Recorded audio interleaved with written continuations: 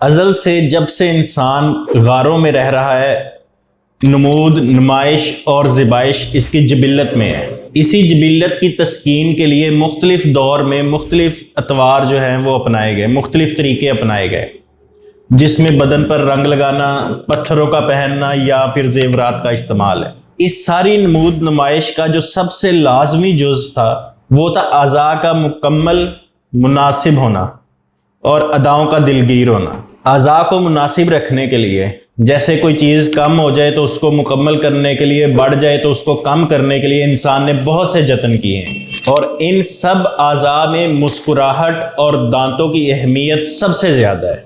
जैसा कि हमारे जो शायर हैं वो भी बताते हैं कि मुस्कुराहट जो है वही दिल तक का रास्ता है। तो जब भी कभी दांत ज़ाया हुआ, इस नामुकम्मल पर्सनैलिटी को मुकम्मल करने के लिए बहुत सी कोशिशें की गई हैं।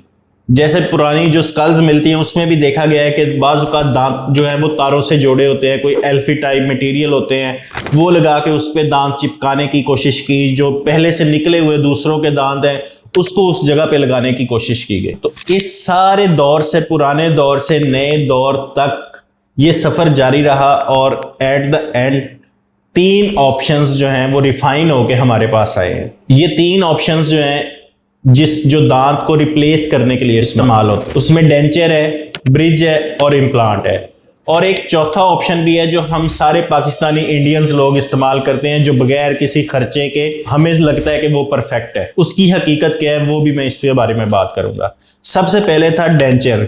डेंचर का क्या है कि आप दांत निकल गया उसकी जगह उसको लगवा लें, जब मर्जी उतार लें, साफ करें और दोबारा लगाएं।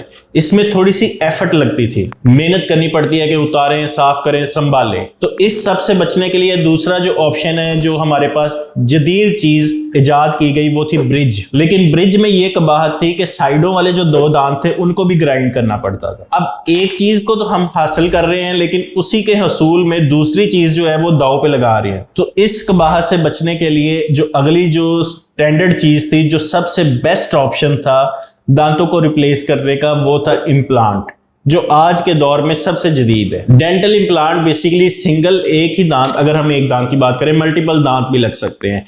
एक दांत की बात करें तो सिंगल एक दांत लग सकता है, साइडों वाले जो दांत हैं वो भी अपनी असल हालत में मौजूद रहेंगे और इसको उतारने या चढ़ाने की भी कोई जरूरत नहीं है। सिंपल ब्रशिंग करें तो वो साफ हो जाता है। इसका तरीकाकार क्या है कि एक स्क्रू होता है जिसको हड्डी के अंदर लगा दिया जाता है। 2 से 3 माह तक वेट करते हैं। वेट करने से क्या होता है कि वो स्क्रू जो है वो हड्डी का हिस्सा बन जाता है, ऑस्टियो इंटीग्रेशन हो जाती है। अब वो बतौर जड़ काम करता है। उसके ऊपर अबटमेंट लगाई जाती है। अबटमेंट बेसिकली दांत और जड़ के दरमियान एक कनेक्शन होता है, इम्प्लांट और क्राउन के दरमियान। सबसे पहले इम्प्लांट, इम्प्लांट के बाद अबटमेंट और अबटमेंट के ऊपर दांत लगा दिया जाता है। बिल्कुल एक नेचुरल स्माइल जिस तरह होती है वो आप हासिल कर सकते हैं। इसमें जो सबसे अच्छी चीज है, एक तो ये बेस्ट ऑप्शन है, दूसरा ये है कि इसके जो साइड इफेक्ट्स हैं वो बहुत कम है और सक्सेस रेट जो है वो ज्यादा है। ब्रिज की निस्बत देखा जाए या जिस तरह डेंचर में है जो एफर्ट ज्यादा लगती है, उसकी निस्बत जो इम्प्लांट है वो ज्यादा बेहतर ऑप्शन। साइड इफेक्ट्स में देखा जाए तो उसमें अपनी ही गलती की वजह से ये फेलियर की तरफ जाता है मोस्टली, जिसमें हम प्रॉपरली जो मसूड़ों का ख्याल नहीं रख पाते या ब्रशिंग जो है वो अच्छी नहीं है। खुदा न खास्ता कोई स्मोकिंग का या अल्कोहल ड्रिंकिंग, इस वाले मामलात में जब जो हड्डी है वो कमज़ोर हो जाती है, उसकी वजह से जो इम्प्लांट है वो फेलियर की तरफ जाता है। वरना अगर प्रॉपर ब्रशिंग की जाए और इसके साथ साथ अपने जैसे बाकी दांतों का ख्याल रखा जाता है उस तरह ख्याल रखा जाए तो इम्प्लांट जो है वो दांतों को रिप्लेस करने के लिए नंबर 1 ऑप्शन है।